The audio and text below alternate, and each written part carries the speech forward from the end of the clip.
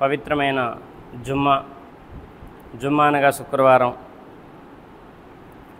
శుక్రవారం నాడు ఎవరైతే ఆరాధన కోసం ముందుగానే ఒకరోజు ముందు కానీ 2 రోజుల ముందు కానీ రేపు జుమ్మా ఎల్లుండి జుమ్మా అని ఎవరైతే గుర్తుపెట్టుకొని నమాజ్కి వెళ్ళాలని సంకల్పం చేసుకుంటారో వారి అడుగులు ఆరాధన వైపు మసీదు వైపు పడేలా అల్లాయే అనుగ్రహిస్తాడు, ఆ దైవమే అనుగ్రహిస్తాడు. ఎవరైతే పట్టించుకోకుండా దైవం ఎవరో తెలుసుకోకుండా ఆరాధన ఏంటో పట్టించుకోకుండా నమాజ్ అంటే ఏంటో పట్టించుకోకుండా వాళ్ళ ఇష్టానుసారం వాళ్ళు జీవిస్తున్నారో వాళ్ళని దైవం ఏమన్నాడంటే దివ్య ఖురాన్లో వాళ్ళు వ్యర్థులు అన్నాడు. ఇంకా చెప్పాలంటే కసువులు అంటోళ్ళు అన్నాడు. నిజంగా ఇది నా మాట కాదు, సాక్షాత్తు భూమి ఆకాశాలను పుట్టించిన దైవం మాట. ఎందుకు అయ్యా తినటానికి తాగటానికి ఇచ్చాను అంటే నేను ప్రతిదానికి ఒక గడువు పెట్టాను, అర్థమవుతుందా? ప్రతిదానికి ఒక గడువు పెట్టాను.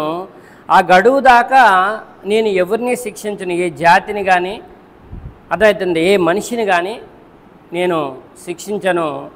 చిన్న చిన్న శిక్షలు ఇస్తాను అంటే మీరు మీ వైఖరిని మార్చుకొని కొంచెం జ్ఞానంతో మలుచుకుంటారేమో, బుద్ధి తెచ్చుకుంటారేమో అనే చిన్న చిన్న శిక్షలు ఇస్తాను పెద్ద శిక్షకు ముందు, అంతే.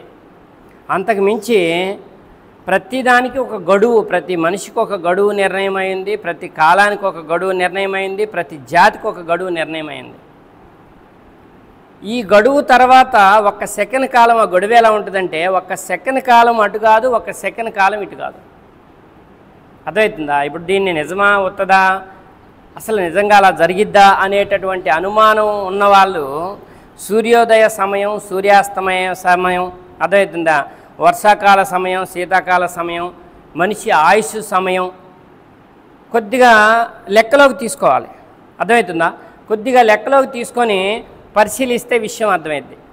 అసలు భూమి మీదకి మనల్ని ఎందుకు పంపించాడయా దైవం అంటే మీలో మంచి పనులు ఎవరు చేస్తారో చూద్దామని మీకు చావు బతుకుల్ని ఇచ్చానంటున్నాడు. అర్థమవుతుందా? ఎవరైనా సత్కార్యం చేస్తే అది దైవానికి తప్పకుండా తెలుస్తుంది. 2వ అధ్యాయం 158వ వచనం దివ్య ఖురాన్. ఇంకా ఏమంటున్నాడు? దైవ ఆగ్రహానికి దూరంగా ఉండండి. 2వ అధ్యాయం 189వ వచనం అల్ బక్రా. దైవ ఆగ్రహానికి దూరంగా ఉండటమే సత్కార్యం. ఇంకా చెప్తున్నాడు, దౌర్జన్య పరులను తప్ప ఎవరిని శిక్షించకూడదు. 2వ అధ్యాయం 195వ వచనంలో మేలు చేసేవారిని ఇంకా అల్లా ఇష్టపడతాడు, అంటే ఆ దైవం ఇష్టపడతాడు మేలు చేసేవారిని. ఇంకేమంటున్నాడు? 2వ అధ్యాయం 197వ వచనం నుంచి 203వ వచనంలో ఓ అల్లా, అంటే మన దువా అది, ఓ అల్లా మాకు మంచిని ప్రసాదించు. ఇంకా 2వ అధ్యాయం 215వ వచనంలో ఏమి ఖర్చు చేయాలి, ఎవరికి ఖర్చు చేయాలి అనేటటువంటి విషయంలో మనం అది పరిశీలించితే అవసరార్థులకి 2వ అధ్యాయం 215 చూద్దాం.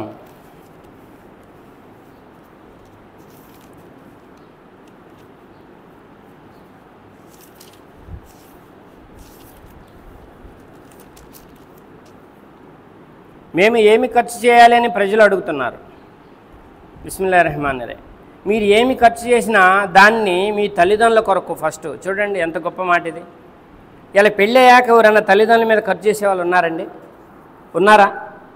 కానీ అల్లా యొక్క ఆజ్ఞ, దైవం యొక్క ఆజ్ఞ ఏంటంటే మీరు ఏమి ఖర్చు చేసినా ఫస్ట్ మీ తల్లిదండ్రుల కొరకు, బంధువుల కొరకు, బంధువుల్లో రక్త సంబంధికులు, అక్క చెల్లెళ్ళు, అన్నల తమ్ములు, వాళ్ళ అవసరార్థులు అయి ఉంటే, వాళ్ళ అప్పుల పాలై ఉంటే, వాళ్ళ ఆపదలో ఉంటే, వాళ్ళ కష్టాల్లో ఉంటే వాళ్ళని ఆదుకోవాలి.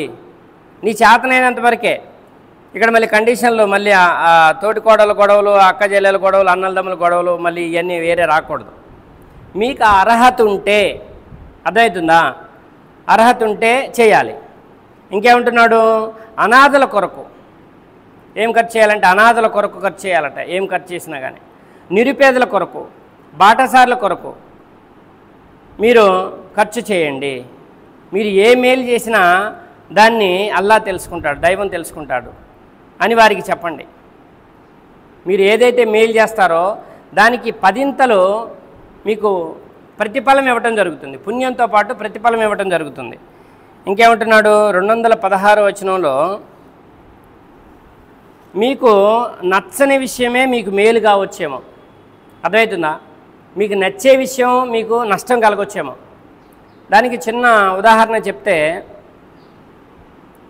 చాలాసార్లు మనం ఇప్పుడు నచ్చే విషయం ఏంటి అంటే రాజుగారి కథ ఒకటి చెప్పుకున్నాం. అది ఐడియా ఉంది కదా. అది కాకుండా మీరు వెళ్తున్నారు, హైదరాబాదో లేకుంటే బెంగళూరు లేకుంటే మద్రాసు వెళ్తున్నారు. ఆ ట్రైను మీరు అందుకోవాలి, బండి మీద పోతున్నారు. ఆ బండి గాలిపోయింది. ఇది అక్కడ పోయాక పంచర్ అయింది. గోపాలపురం ఆ మధ్యలో పోయిన తర్వాత పంచర్ అయింది. మీరు వెంటనే ఆటో తీసుకొని బయలుదేరి స్టేషన్కి వెళ్ళిపోయారు. ఈ లోపు ట్రైన్ వెళ్ళిపోయింది. మీకేమనిపించింది? నా బండి పంచర్ అయింది, నేను దువా చేసుకునే బయలుదేరిన. మళ్ళీ ఆటో అక్కడికి మళ్ళీ నేను అందుకోలేని ఆగకుండా ఆటో పట్టుకొని మళ్ళీ పోయినా. అయినా సరే నేను అందుకోలే, నా ట్రైను మిస్ అయిపోయింది, దేవుడు నాకు అన్యాయం చేసిందని మీరు అనుకుంటున్నారు. కానీ అదేమైంది అంటే అది దగ్గర అక్కడికి పోయిన తర్వాత మన చెన్నై పోయేది అనుకుందాం. ఆ చెన్నై దర్దాపుల్లో యువతలకు పోయిన తర్వాత ఆ దారి దోపిడికి గురైపోయింది. ఎవరో చైన్ లాగారు, మొత్తం అంతా కూడా నీ ఎక్కాల్సిన రిజర్వేషన్ బోగీలోనే వాళ్ళని 2-3 కత్తితో బెదిరించి వాళ్ళని గాయాలు చేసి మొత్తం దోసుకొని పోయారు. అప్పుడు నువ్వే డబ్బులు తీసుకుపోతున్నావు. అర్థమవుతుందా? నీ డబ్బులు కాపాడినట్టా అర్థమైందా? మీరు మేలు అనుకునే దాంట్లో కీడు ఉండొచ్చు, మీరు కీడు అనుకునే దాంట్లో మేలు ఉండొచ్చు. అది మీకు తెలియకపోవచ్చు. అది తెల్లారి పేపర్ చూస్తే మీకు అర్థమైంది. పేపర్ చూడకపోతే తెల్లారి పేపర్కి వచ్చింది. లేదా అక్కడేదో షార్ట్ సర్క్యూట్ అయింది, బోగీలో 2-3 బోగీలు కాలిపోయినాయి. దాంట్లో చాలామంది ఈ సంఘటన జరుగుతున్నాయా లేదా? ఇలాగా మనం ఆలోచిస్తే మనకి నచ్చని విషయంలోనే మీకు మేలు ఉంది, నచ్చే విషయంలోనే నష్టం ఉండొచ్చు. అది మీకు తెలియదు, అది అల్లాహకు తెలుసు అని అంటున్నాడు. ఇంకా ఎన్ని చోట్ల చెప్పబడిందంటే 2:224 రెఫరెన్స్లు ఎవరన్నా ఉంటే రాసుకోండి. 2:224 ఏం చెప్తున్నాడంటే సూర అల్ బకరాలో, సత్కార్యాలు, భయభక్తులు, మానవ సంక్షేమము వీటికి దూరంగా ఉండే ఉద్దేశంతో మీరు చేసే ప్రమాణాలకు పవిత్ర నామాన్ని ఉపయోగించకండి. అర్థమవుతుందా? కొంతమంది మాటికి ఏం చేస్తారంటే అల్లా తోడు, దేవుడు సాక్షి, అల్లా తోడు, మాటికి మీరు చేసే అబద్ధపు ప్రమాణాలకు కూడా అల్లాని సాక్షిగా పెడితే దాని ఫలితం ఖచ్చితంగా మీరు అనుభవిస్తారు, నష్టపోతారు. మీరు చేసే అర్ధరహిత ప్రమాణాలు ఉన్నాయి చూసారా, అనుకోకుండా వచ్చింది, దాంట్లో నిజాయితీ ఉంది, అల్లాకే కసం బోలే. అర్థమైందా? అల్లా తోడు, అల్లా సాక్షి అని చెప్పారు. అది అన్ఎక్స్పెక్టెడ్గా వచ్చింది, మీ మనసులో కూడా దానికి నిజమే ఉంది. అయి పట్టుకోడు. కానీ మీరు కావాలని అబద్ధాలకి అల్లాని సాక్షిగా, దైవాన్ని సాక్షిగా పెడితే ఖచ్చితంగా మీరు నష్టపోతారు. అల్లా యొక్క పవిత్ర నామాన్ని ప్రమాణాలకి, మీరు చేసే ప్రమాణాలకి ఉపయోగించకండి అని అంటున్నాడు. ఇంకా ఏం చెప్తున్నాడు? 274 నేను ఇది ఎతేకాపులో ఉన్నప్పుడు ఇవన్నీ కూడా రాసుకున్నాను, మీకు అందరికీ అందించాలని. తమ సంపదను రేయింబవళ్ళు బహిరంగంగాను రహస్యంగాను ఖర్చు చేసేవారు తమ ప్రతిఫలాన్ని తమ దైవం వద్ద పొందుతారు. అర్థమవుతుందా? అంటే దాన ధర్మాలు చేయటం కానీ, ఇందాక చెప్పిన హక్కుదారులు ఎవరైతే ఉన్నారో వాళ్ళకి తమ సంపదని రేయింబవళ్ళు బహిరంగంగాను రహస్యంగాను ఖర్చు చేసేటటువంటి వారు, మీరు రహస్యంగా ఖర్చు చేసినా దైవం చూస్తున్నాడు, బహిరంగంగా ఖర్చు చేసినా మీ లోపల దైవం ప్రతిఫలం ఇస్తాడనేటటువంటి సంకల్పం మీలో ఉంటే దాన్ని కూడా లెక్కలోకి తీసుకొని దాని ప్రతిఫలం 10 రెట్లు చేసిస్తా అంటున్నాడు. ఇంకా ఎన్నో రెట్లు చేసిస్తా అంటున్నాడు. అర్థమవుతుందా? వారికి ఏ విధమైన భయం కానీ దుఃఖం కానీ కలిగే అవకాశం లేదు. కానీ వడ్డీ దరిదాపులకు పోమాకండి అంటున్నాడు. వడ్డీ తినేవారి స్థితి ఎలా ఉందంటే ఉన్మాదైన వ్యక్తి లాంటి స్థితి అని అంటున్నాడు. దీని నుంచి బయటపడటానికి ప్రయత్నం చేయండి. ఎందుకంటే చెప్తున్నాడు, తిన్నదేదో తిన్నారు, అయిపోయింది. అర్థమవుతుందా? ఇక ముందు మీరు అసలు తినండి, వడ్డీ మానేయండి. మీరు ఇంకా అసలు వడ్డీ తినాలని చూస్తే మీరు పూర్తిగా నష్టపోతారు. ఉన్మాదిలాగా అయిపోతుంది మీ యొక్క స్థితిగతులు, మీ మానసిక స్థితి అయిపోతుంది. దయాదాక్షిణ్యాలు ఉండవు. దానివల్ల భార్యాభర్తల మధ్య సఖ్యత పోతుంది, పిల్లలు తల్లిదండ్రుల మధ్య సఖ్యత పోతుంది. అర్థమవుతుందా? ఏ కాడికి మానవత్వం అనేది, మంచితనం అనేది చచ్చిపోయి ఉన్మాదిలా తయారవుతారట వడ్డీ తినేవాళ్ళు. నేను చెప్పట్లేదండి ఈ మాట, ఇది సాక్షాత్తు భూమి ఆకాశాలను పుట్టించిన దైవం చెప్తున్నాడు. 2వ అధ్యాయం 274-75 వచనాల్లో. ఇంకా పైకి తిరిగి వాళ్ళు ఏమంటారంటే, వారు వ్యాపారం లాంటిదే కదా వడ్డీ కూడా అనటమే. వాళ్ళు వడ్డీకి వ్యాపారానికి తేడా ఉందండి. వ్యాపారం అంటే వస్తు మార్పిడి జరగాలి. అర్థమవుతుందా? వస్తు మార్పిడి జరగాలి. ఎంత క్రూరంగా తయారయ్యారంటే కొన్ని ఏంటంటే భయం అవుతుంది. 5 రూపాయల వడ్డీలట, 10 రూపాయల వడ్డీలట. అంటే ఎదుటోడు ఇయ్యాలా, వాడు కుటుంబంతో సహా మొత్తం నాశనం కావాలా? ఉన్మాది అయిపోయిందా, అయిపోలేదా? అవసరాన్ని బట్టి 10 రూపాయల వడ్డీ అంట. బాబోయ్, ఏందది ఇది? అర్థమవుతుందా? కాబట్టి ఉన్మాది అయిపోతారంటానికి ఇదే పెద్ద ఉదాహరణ. వాళ్ళేమో చావు బతుకుల్లో ఉన్నారు, వీళ్ళకేమో 10 రూపాయలు కానీ 5 రూపాయలు కానీ అంతు పొంతు లేనటువంటి వాళ్ళ సంపద మొత్తం కావాలి వీళ్ళకి. ఆపదలో ఆదుకునే స్థితి పోయింది. ఉన్మాది అయిపోయిందా, అయిపోలేదా? కాబట్టి ఇక ముందు తిన్నదేదో జరిగిపోయిందేదో జరిగిపోయింది, దాన్ని దైవం క్షమిస్తా అంటున్నాడు. ఇక తినటం మానేయండి. తిన్నదేదో తిన్నారు, ఇంకా అతని వ్యవహారం చివరకు దైవం వద్దకే పోతుంది. ఇంకేమంటున్నాడు? విశ్వసించి మంచి పనులు చేసేవారికి, ఇంకా నమాజుని స్థాపించే వారికి, ఇంకా జకాత్ ఇచ్చే వారికి వారి దైవం వద్ద తగిన ప్రతిఫలం లభిస్తుంది. వారికి భయం కానీ శోకం కానీ కలిగే అవకాశమే లేదు. ఎంత గొప్ప మాటలండి! ఎన్నిసార్లు వచ్చింది ఇప్పటికీ? ఓన్లీ విశ్వసించి మంచి పనులు చేసేవారు. ఇంకా 270, మీరేది ఖర్చు పెట్టినది, మీరు మొక్కుబడి చేస్తున్నది అంతా దైవానికి తెలుసు. దుర్మార్గులకి సహాయం చేసేవారు ఎవ్వరూ లేరు. మీ దాన ధర్మాలను బహిరంగంగా చేసినా మంచిదే, కానీ రహస్యంగా నిరుపేదలకు దానం ఇవ్వటం మీకు ఎంతో మేలు చేకూరుస్తుంది. మీ దుష్కార్యాలు దీనివల్ల సమసిపోతాయి. దుష్కార్యాలన్నీ సమసిపోతాయట దాన ధర్మాలు చేయటం వల్ల. దాన ధర్మాలు చేయటం అంటే అది మీ మళ్ళీ దాని కూడా కండిషన్ ఉంది. మీ చేతిని మెడకు బంధించి ఉంచకండి, అలాగని విచ్చలవిడిగా చాచకండి. అంటే దాని అర్థం ఏంటంటే మరీ పిసినారితనం చేయమాకండి, అలాగని ఉన్నదంతా దానం చేద్దాం సంతానానికి లేకుండా అనేది కూడా చేయమాకండి. మధ్యస్థంగా ఉండండి. మధ్యస్థ స్థితిని దైవం ఇష్టపడతాడు, అల్లా ఇష్టపడతాడు. అర్థమవుతుందా? కాబట్టి ఇంకా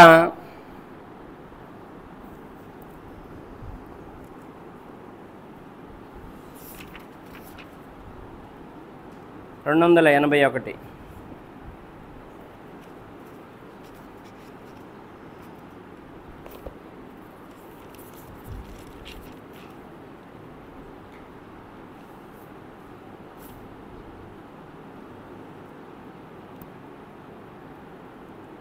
మీ బాకీదారుడు ఆర్థిక ఇబ్బందుల్లో ఉంటే అతని పరిస్థితి మెరుగుపడే వరకు గడువు ఇవ్వండి. సాక్షాత్తు ఖురాన్లో ఉన్నటువంటి దైవం చెప్తున్నటువంటి మాట అండి. అతనికి ఇవ్వగలిగే స్థాయి ఉంటే అతని మీద ఒత్తిడి తేండి. అతనికి ఇవ్వగలిగే స్థాయి లేదు, అతను కూడా దిగజారిపోయి ఉంటే అతనికి కొంచెం గడువు ఇవ్వండి. లేక మీరు తెలిసిన వారైతే ఆ బాకీని అతనికి దానం చేసేయండి. అది మీకు ఎక్కువ శ్రేయస్కరం. దైవం వద్దకు మీరు మరలి వెళ్ళే రోజున జరిగే పరాభవం నుండి, కలిగే ఆపద నుండి రక్షించుకోండి. అక్కడ ప్రతి ఒక్కడికి అతడు చేసిన మంచి చెడ్డలకు పరిపూర్ణ ప్రతిఫలం లభిస్తుంది.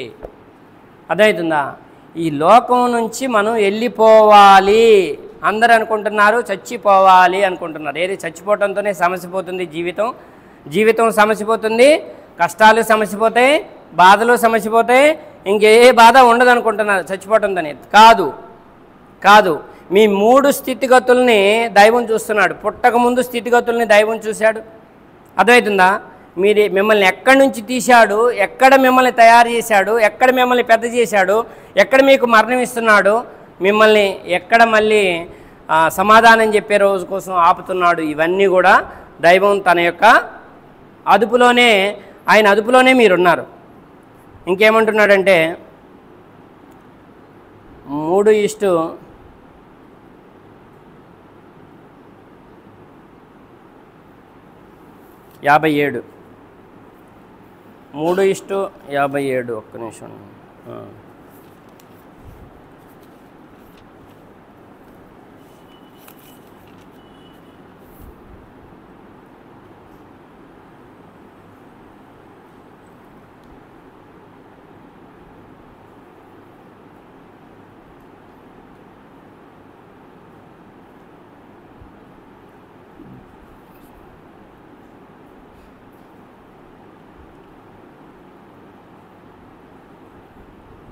ఈసా అలైహిస్సలాం, నేను నిన్ను తిరిగి నా దగ్గరకు రప్పించుకుంటాను, నా వైపునకు లేపుకుంటాను, నిన్ను తిరస్కరించిన వారి నుండి, అంటే చెడు సాంగత్యం నుండి, వారి కలుషిత పరిసరాల్లో వారితో కలిసి ఉండటం నుండి కాపాడి నిన్ను పరిశుద్ధంగా చేస్తానని చెప్పి అల్లా ఈసా అలైహిస్సలాం ఇజ్రాయేల్ సంతతిలో నుంచి ఈసా అలైహిస్సలాంకి ఇచ్చిన మాటని చెప్తున్నాడు అక్కడ. నిన్ను అనుసరించిన వారికి, నిన్ను తిరస్కరించిన వారిపై ప్రళయం వరకు ఆధిక్యాన్ని ప్రసాదిస్తాను. మీరంతా చివరకు నా వద్దకే మరలి వస్తారు. అప్పుడు మీ మధ్య తలెత్తిన విభేదాలను గురించి తీర్పు చెప్తాను. అవిశ్వాస వైఖరి, తిరస్కార ధోరణి అవలంబించిన వారిని ఇహపరాలు రెండింటిలోనూ కఠినంగా శిక్షిస్తాను అంటున్నాడు. తిరస్కార వైఖరి అవలంబించినా, చెడ్డ పనులు చేసినా ఇహలోకంలో శిక్షిస్తాను, పరలోకంలో శిక్షిస్తాను అని చెప్తున్నాడండి. ఇంకా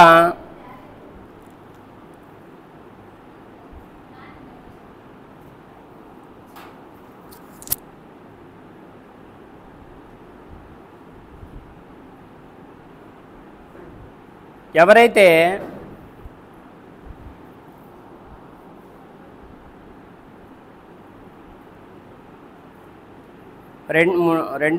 మూడవ అధ్యాయం 139 నుంచి 143 వచనాల్లో ఏం చెప్తున్నాడంటే, పూర్వపు జాతుల గురించి చెప్తున్నాడు. పూర్వపు జాతులు వాళ్ళ చరిత్ర ఎందుకు ఖురాన్లో అంటే, ఎన్నో యుగాలు గడిచిపోయాయి, పూర్వం ఎన్నో యుగాలు గడిచిపోయాయి. వారందరికీ జీవితాన్ని ఇచ్చింది ఆ దైవమే, అవును కదా, అల్లాహ్ తఆలా వారందరికీ జీవితం ఇచ్చింది ఆ దైవమే. అందులో మంచి చేసేవారిని, చెడు చేసేవారిని ఇద్దరినీ చూశాడు. మంచివారికి మంచి ఫలితం ఇచ్చాడు, చెడు చేసిన వారిని శిక్షించాడు. చెడు అంటే అత్యంతమైనటువంటి చెడు ఏంటంటే, ఇందాక మనం చెప్పుకున్నాం స్టార్టింగ్లో, దైవం యొక్క తిండి తినుకుంటూ, దైవం యొక్క నీళ్లు తాగుతూ, దైవం యొక్క గాలి పీలుస్తూ, అర్థమవుతుందా, దైవం ఇచ్చినటువంటి శరీర భాగాలు మొత్తం ఉపయోగించుకొని దైవాన్ని నమ్మకపోవటం ఒక చెడైతే, ఆయన ధర్మానికే వ్యతిరేకంగా నడవటం, అల్లా ధర్మానికి, అల్లా అని చెప్తే అరబీ భాషలో అల్లా అని చెప్తాం, దైవ ధర్మానికే అంటే ఇస్లాం అని చెప్తే అరబీ వాడు, దైవ ధర్మానికే వ్యతిరేకంగా నడవటం అనేది అతి చెడ్డ కార్యం. అర్థమైంది, దానికి క్షమాపణే లేదంటున్నాడు. వ్యతిరేకంగా నడవటం, రెండు రకాల చెడు ఉంది ఇక్కడ, అర్థమవుతుందా, మూడు రకాల చెడు ఉంది. అతను దైవాన్ని నమ్మకపోయినా, అతను దైవ ఆరాధన చేయకపోయినా మంచి పనులు చేస్తే అతనికి తర్వాత అతని మంచి పనుల వల్ల సన్మార్గ భాగ్యం లభించే అవకాశం ఉంది. ఇక్కడ మంచి పనులు చేయకుండా, ఒకటి మంచి పనులు చేయట్లేదు, రెండోది దైవాన్ని నమ్మట్లేదు, రెండో చెడు. మూడో చెడు, దైవాన్ని నమ్మకపోగా దైవ ధర్మాన్ని అణిచివేయాలని కానీ, దాన్ని వక్రీకరించాలని కానీ, దాన్ని రూపుమాపాలని కానీ దైవం చెప్తున్నాడు. వారు దైవం యొక్క జ్యోతిని, అల్లా యొక్క జ్యోతిని నోటితోని ఊది ఆరిపేయాలని అనుకుంటున్నారు. ఎప్పుడు అనుకున్నారయ్యా అంటే, ఇది నూహ్ అలైహిస్సలాం కాలం నుంచి అనుకున్నారు. ఏది, ముహమ్మద్ సల్లల్లాహు అలైహి వసల్లం గారి కాలంలో కూడా అనుకున్నారు. మక్కాలో ఆయనని 12 తెగలు కలిసి చంపేసి ఈ ఇస్లాం అనేది లేకుండా చేద్దాం అనుకున్నారు. ఏది, దైవధర్మం అనేది లేకుండా చేద్దాం అనుకున్నారు. చేద్దాం అనుకొని ఆయనకి అన్ని రకాల ఆఫర్లు ఇచ్చారు. ముహమ్మద్ సల్లల్లాహు అలైహి వసల్లం గారి యొక్క తాతగారితో మాట్లాడారు, అబూ తాలిబ్ గారితోనే, అబ్దుల్ ముత్తలిబ్ గారితో మాట్లాడారు. తర్వాత ఆయన చనిపోయారు. ఆయన చెప్తున్నాడు చనిపోవడానికి ముందు, ఎందుకు మన జాతి వాళ్ళతోని మనకి వైరం ఎందుకు, వద్దు, ఈ పని ఆపేద్దాం, దేవుడు ఒక్కడే, అల్లా ఒక్కడని చెప్పి పని ఆపేద్దామంటే, ఇది ఆపను అని చెప్పి వాళ్ళ తాతగారికి చెప్పడం జరిగింది, అబ్దుల్ ముత్తలిబ్ గారికి. తర్వాత ఆయన గారు చనిపోయిన తర్వాత అబూ తాలిబ్ గారు, ఆయన బాబాయ్ గారు, ముహమ్మద్ సల్లల్లాహు అలైహి వసల్లం గారి బాబాయ్ గారు, ముహమ్మద్ సల్లల్లాహు అలైహి వసల్లం గారి బాబాయ్ గారితోని ఆ తెగలన్నీ, మక్కాలో ఉన్న 12 రకాల తెగలు అందరూ కూడా మషూరా పెట్టారు, మీటింగ్ పెట్టి ఏమంటున్నారు, ఈ పని ఆపాలి, మీ వాడు ఈ అల్లాహ్ ఒక్కడే అని చెప్పే పని ఆపాలి, దేవుడు ఒక్కడే పని అని చెప్పే పని ఆపాలి. దానికోసం ఏమేమంటాడు, ఈ మక్కాకి రాజుని చేయమంటాడా? విన్నారా ఈ అంశం ఇంతకుముందు? ఇక్కడ వచ్చింది టాపిక్ ఇది.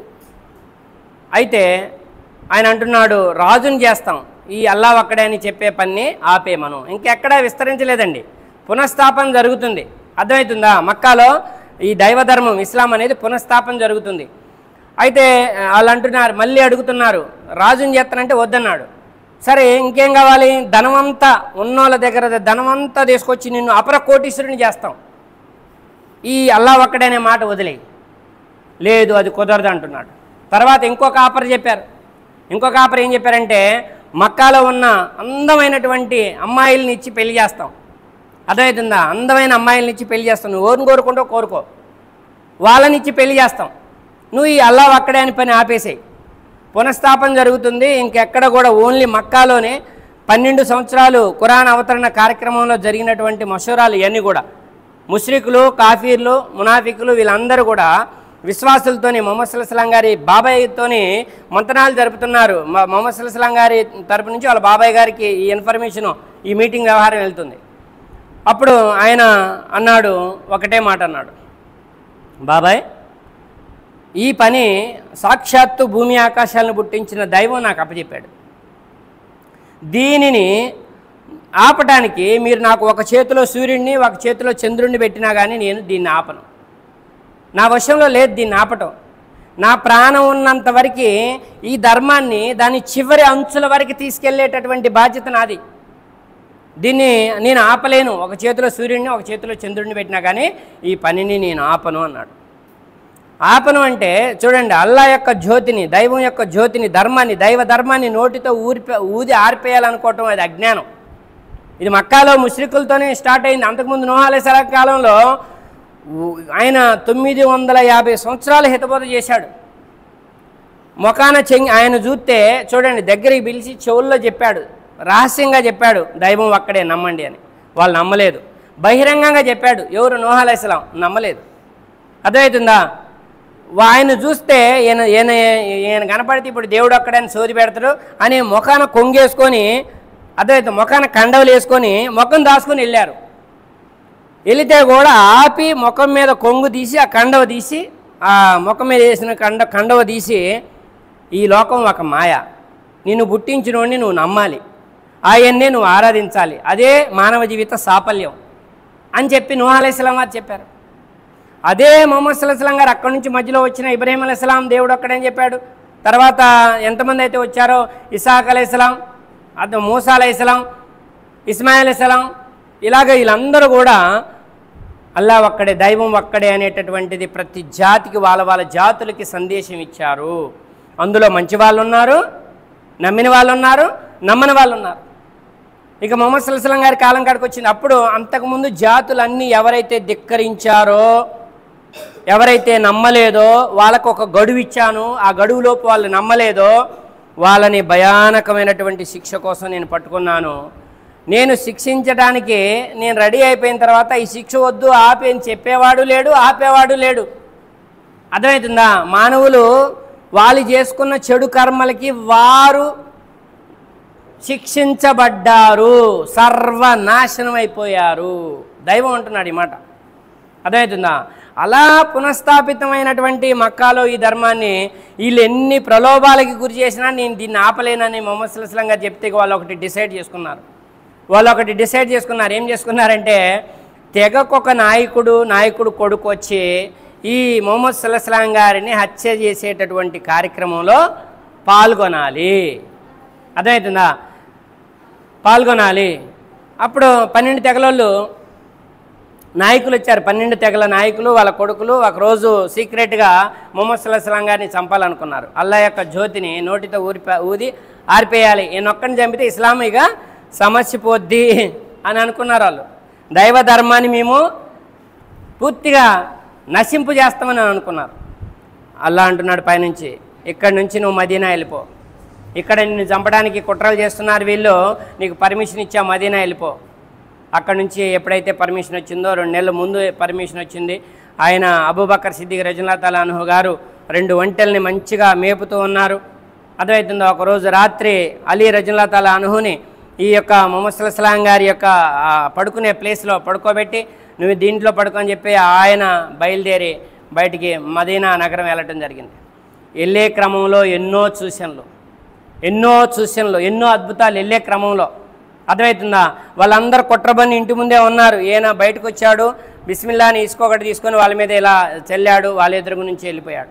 వెళ్ళిపోయిన తర్వాత అది ఎటు ఉంటుందయా అంటే ఉత్తరం ఉంటుంది. అర్థమవుతుందా, అది మక్కాకి ఇటు బాగానే ఉంటుంది. అయితే ముహమ్మద్ సల్లల్లాహు అలైహి వసల్లం గారు డైరెక్ట్గా వెళ్లకుండా దక్షిణం వైపు వెళ్ళారు.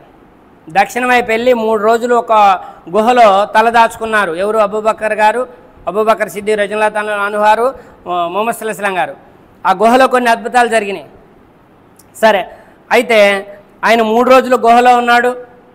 3 రోజుల తర్వాత ప్రయాణం అయ్యాడు. ఈ 3 రోజుల్లో వాళ్ళందరూ వచ్చారు, ఆ గుహ దగ్గరకు కూడా వచ్చారు. గుహ దగ్గరకు వచ్చేసరికి ఆ గుహలోకి వెళ్ళటానికి లోపల ఉన్నాడేమో చూడటానికి దిగబోయేసరికి అప్పుడు ఒక సాలెపురుగుకి అల్లాహ్ తఆలా దైవం ఒక ఆజ్ఞ వేయడం జరిగింది. సాలెపురుగు గబగబా బూజు అల్లేసింది. క్షణాల్లో బూజు అల్లేసేసరికి ఆ పైనున్న ఆయన గుహలోకి వెళ్ళి దిగటానికి పోయేసరికి మొత్తం బూజు ఉంది. బూజు మనిషి పోయి ఉంటే బూజు ఉండేది కాదు కదా, ఎవరు పోలేదులే అనుకొని వెనక్కి తిరిగి వెళ్ళిపోయారు వాళ్ళు. అలాంటి ఎన్నో సూచనలు, దైవ సూచనలు, ముహమ్మద్ సల్లల్లాహు అలైహి వసల్లం గారిని కాపాడిన సూచనలు కోకొల్లలు. అక్కడి నుంచి 3 రోజులు ఆ గుహలో ఉన్నారు. గుహలో ఒక అద్భుతం జరిగింది. అబూబకర్ సిద్దిక్ రజల్లాహు తఆలా అన్హు గారు ముహమ్మద్ సల్లల్లాహు అలైహి వసల్లం గారిని కాపాడటం కోసం తన యొక్క అన్ని బెజ్జాలుంటాయి, కన్నాలుంటాయి, తన యొక్క ఒంటి మీద ఉన్న దుస్తులు, బన్నీను, చొక్కా తీసి అన్ని కన్నాలకి పెట్టడం జరిగింది. అన్ని కన్నాలకి పెట్టిన తర్వాత ఇంకొక కన్నం మిగులుతుంది. ఒక కన్నానికి తన చేయి అడ్డం పెడతాడు. ముహమ్మద్ సల్లల్లాహు అలైహి వసల్లం గారు అలసిపోయి అబూబకర్ సిద్దిక్ రజల్లాహు తఆలా అన్హు గారికి తొడ మీద ఇట్లా మోకాల పైన భాగంలో ఒళ్ళో తలబెట్టుకొని ఆయన నిద్రపోయారు, గాఢ నిద్రలోకి వెళ్ళిపోయారు. ఈ లోపు ఆయనకి ఏదో పురుగు కుట్టింది. ఎవరికి? అబూబకర్ సిద్దిక్ రజల్లాహు తఆలా అన్హు వారికి. ఆ పురుగు ఆ మంటకి విషం అంతా ఒళ్ళంతా మంటకెక్కి కళ్ళమటి నీళ్ళు గారుతున్నాయి. ఆయన ముహమ్మద్ సల్లల్లాహు అలైహి వసల్లం గారు ఒళ్ళో పడుకున్నాడు. ఆయన లేపటం బాగోదని చెప్పి అలానే నొప్పి భరిస్తూ ఉంటే ఆ నొప్పి తట్టుకోలేక కళ్ళమటి నీళ్ళు గారి ముహమ్మద్ సల్లల్లాహు అలైహి వసల్లం గారి ముఖం మీద పడ్డాయట. అబూబకర్ ఏమైంది అని చెప్పి ఒకసారి లేస్తే ఏదో పురుగు కుట్టింది ముహమ్మద్ సల్లల్లాహు అలైహి వసల్లం, నా ప్రాణం, నా భార్య, పిల్లలు అల్లాహ్కి అర్పితం, ఏదో నాకు అయిపోతుందని అన్నాడు. అప్పుడు గబగబా ఆయన తన యొక్క లాలాజలాన్ని తీసి అక్కడ కుట్టిన కాడ రాసి బిస్మిల్లా అని దువా చేస్తే ఆయన కూడా క్షణాల్లో తగ్గిపోతుంది. ఇది ప్రతి మనిషికి తెలియాలండి. ఎందుకంటే అద్భుతాలు జరిగినాయి. ఇక్కడికి వస్తే అద్భుతం జరిగిద్ది అనేటటువంటి నమ్మకం ఉన్నప్పుడే వాళ్ళలో విశ్వాసం అనేది జనిస్తుంది. అర్థమవుతుందా? అక్కడ నుంచి ఈ 3 రోజుల లోపల ఏం జరిగింది? మదీనా వెళ్ళిపోయిండు అని అనుకుంటున్నారు వాళ్ళు. కానీ ఆయన 3 రోజులు అక్కడ గుహలో ఉన్నారు. తర్వాత ఒక ప్రకటన చేశారు. మక్కా ముష్రికులు 12 తెగల వాళ్ళందరూ వాళ్ళు సొంతపోళ్ళే, అంతా బాబాయిలు, పెదనాన్నలు అంతా సొంతపోళ్ళే. అర్థమవుతుందా? వీళ్ళందరూ కలిసి ఒక ప్రకటన చేశారు. 12 తెగలోళ్ళు ముహమ్మద్ సల్లల్లాహు అలైహి వసల్లం గారిని ఎవరైనా చంపి తీసుకొచ్చినా లేదా బంధించి తీసుకొచ్చినా 100 వంటెల బహుమానం ప్రకటించారు. చిన్న విషయం అండి. 100 వంటెల బహుమానం అంటే ఏంటో తెలుసా? ఈరోజు ఇంటి ముందు కారు ఉంటే అంత గౌరవం, ఒక్క కారు ఉంటే ఆ రోజు ఇంటి ముందు వంటి ఉంటే అంత గౌరవం. 100 కార్లు ఉంటే, ఇంటి ముందు 100 కార్లు ఉంటే మరి 100 వంటెల బహుమానం అంటే ఎవడైనా ఆగుతాడేగా. అందులో మక్కా అరబులు ఎలా ఉన్నారా అంటే ఒకళ్ళ ఇంట్లో ఉన్న వంటె వేరే వాళ్ళ దొడ్లోకి వెళ్ళి వాళ్ళ గడ్డి మేస్తే దానికి సంవత్సరాల తరబడి కొట్టుకునే వాళ్ళంట. వీళ్ళ ఇంట్లో ఉన్న వంట తాడు ఇడిపించుకొని వేరే వాళ్ళ ఇంట్లో పోయి వాళ్ళ నీళ్ళు తాగితే, వాళ్ళ తొట్లో ఉన్న నీళ్ళు తాగితే సంవత్సరాల తరబడి కొట్టుకునే వాళ్ళట. అంతటి అజ్ఞానం జాతికి సందేశం అందించే బాధ్యత ముహమ్మద్ సల్లల్లాహు అలైహి వసల్లం గారిని ప్రవక్తగా నియమించి సందేశ బాధ్యత ఈయనకు అప్పచెబితే ఏనని చంపి తెచ్చినా బంధించి తెచ్చినా 100 వంటల బహుమానం అంటే ఆ జాతికి ఇంకా అల్లా ఎవరో తెలియదు, దైవం ఎవరో తెలియదు. అలాంటి మూర్ఖ జాతికి, మొండి జాతికి 100 వంటల బహుమానం అంటే ఇంకా ఎంత కర్కశంగా ఉంటారు, ఎంత కఠినంగా ఉంటారు. మదీనా బయలుదేరి వెళ్ళిపోతుంటే చివరికి ఒక ఆయన దగ్గరకు పోయిన తర్వాత ఒక ఆయన ఏదో అవి చూస్తాడట. చూసి ఇటు పోయింది అని అనుకొని దగ్గరకు పోయేసరికి ఆయన యొక్క వంటె గుర్రం ఉంది సంథింగ్, అటు మలపగానే ఆగిపోతుంటే అటు మలపగానే దాన్ని గట్టిగా కొరడాతో కొట్టి అటే మలుపుతుంటే దాని కాళ్ళు మోకాళ్ళు లోతు ఇసుకలోకి కూరకపోయినాయట. కూరకపోయినాయి భూమిలోకి. కూరకపోయి ఆయన దాని మించి కింద పడ్డాడు. మళ్ళీ ఇలా 3 సార్లు జరిగింది. మళ్ళీ లేచాడు, మళ్ళీ లేచి మళ్ళీ ఎక్కి మళ్ళీ గద్దించాడు. మళ్ళీ అసలు ఆయన దగ్గర ఏదో అద్భుతం ఉంది, ఆయనకి దైవం తోడుగా ఉన్నాడు, దైవశక్తానికి తోడై ఉందని చెప్పి ఆయన తెలుసుకొని దగ్గరికి వెళ్ళి క్షమాపణ అడిగి కల్మా చదివి లా ఇలాహ ఇల్లల్లాహ్ ముహమ్మద్ రసూలుల్లాహ్ కల్మా చదివి ఆయన దైవధర్మాన్ని ఒప్పుకొని దేవుణ్ణి ఒక్కడిగా ఒప్పుకొని ఇటు నుంచి ఎవరు రాకుండా కాపాడే బాధ్యత నేను తీసుకుంటానని చెప్పి మాట ఇచ్చి ఆయనకి తిరగడం జరిగింది. అలాగా దైవధర్మాన్ని నోటితో ఊది ఆర్పేయాలంటే ఆ తర్వాత వాళ్ళు మదీనా చేరారు. మదీనాలో ఈయన రాక కోసం ముందుగానే వెళ్ళి పనిచేసినటువంటి వారు, దేవుడు ఒక్కడే ఒప్పుకున్న వాళ్ళు, మదీనా ప్రజలు చాలామంది గుంపులుగా ఎదురు చూస్తున్నారు మొహమ్మద్ సల్లల్లాహు అలైహి వసల్లం గారి కోసం. ఆ మొహమ్మద్ సల్లల్లాహు అలైహి వసల్లం గారు వెళ్ళారు, ఆ ఒంటెక్కారు. ఎవరి ఇంటి దగ్గర అయితే ఒంటె ఆగుతుందో అదే విడిదన్నారు, అక్కడే ఉన్నారు. అక్కడ మసీదే నబవి తర్వాత తయారు చేయడం జరిగింది. అది క్రైస్తవ సామ్రాజ్యం మొత్తం, మదీనా నగరం మొత్తం. మొహమ్మద్ సల్లల్లాహు అలైహి వసల్లం గారు మక్కా నుంచి మదీనా వచ్చినప్పుడు అదంతా క్రైస్తవ సామ్రాజ్యం. గుర్తుపెట్టుకోండి అందరూ కూడా క్రైస్తవ సామ్రాజ్యం. కానీ క్రైస్తవ పండితులు అందరూ కూడా ఎదురు చూస్తున్నారు, ఆ ప్రవక్త రావాలి. వాళ్ళందరికీ తెలుసు, వెనకట బైబిల్ పండితులు అందరికీ తెలుసు ఆ ప్రవక్త రావాలి.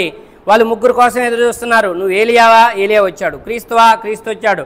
ఆ ప్రవక్త కోసం ఎదురు చూస్తున్నారు. ఆ ప్రవక్త ఈ ప్రవక్త అని క్రైస్తవ సామ్రాజ్యాలు ఎన్నో ఆయనకి సపోర్ట్ చేశాయి.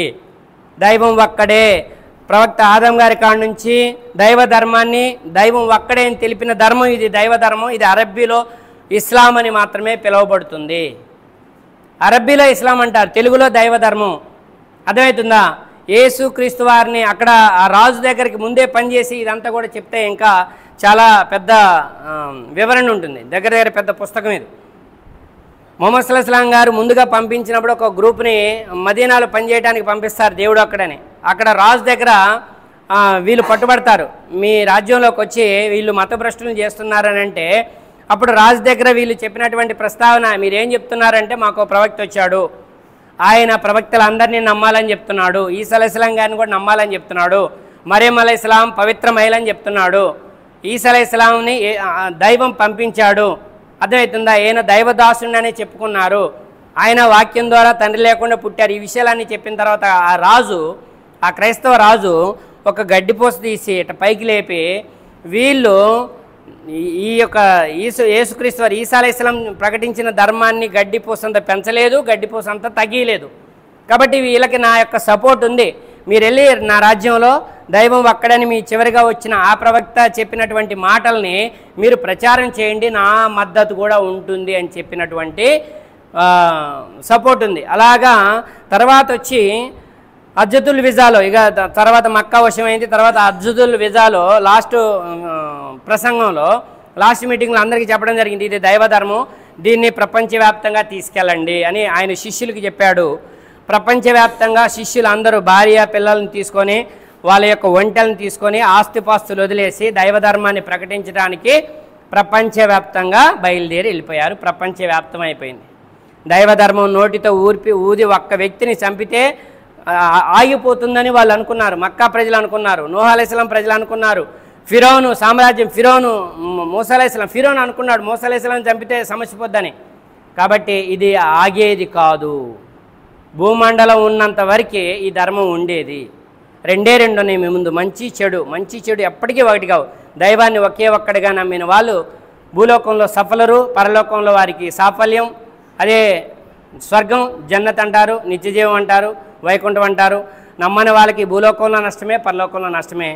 గ్రంథాలు అన్నీ చెప్పే మాట ఇది, ప్రవక్తలు అందరూ చెప్పిన మాట అదే. దివ్య ఖురాన్ చివరిగా ధృవీకరించమని చెప్తుంది. వారి గ్రంథాలను వారు చదవలసిన విధంగా చదివితే ఈ దివ్య ఖురాన్ని వారు నమ్ముతారు. వారి ప్రవక్తల్ని వీళ్ళు వాళ్ళు వేరే అనకుండా అందరి ప్రవక్తల్ని మీరు ప్రేమించాలి, నమ్మాలి అనే కండిషన్ చివరి గ్రంథం ద్వారా దైవం మనకి తెలియజేశాడు. అలా నమ్మి ఆచరణ చేసి ప్రపంచం నలుమూలల అందరికీ దైవం ఒక్కడని చెప్పే పనిలో మనమందరం ఒకరికొకరం సహాయకులుగా ఉండేటటువంటి అదృష్ట భాగ్యాన్ని అనుగ్రహించమని, అందరం కూడా ఒకరి హృదయాలు ఒకరిని కలిపి ప్రేమ, ఐక్యత, అనురాగం ఉండేలాగా అనుగ్రహించమని అల్లాహ్తో దువా చేస్తున్నాను. వాకిద్దాల్ హమ్దులిల్లాహి రబ్బిల్ ఆలమీన్. అస్సలాము అలైకుం వరహ్మతుల్లాహి వబరకాతుహు.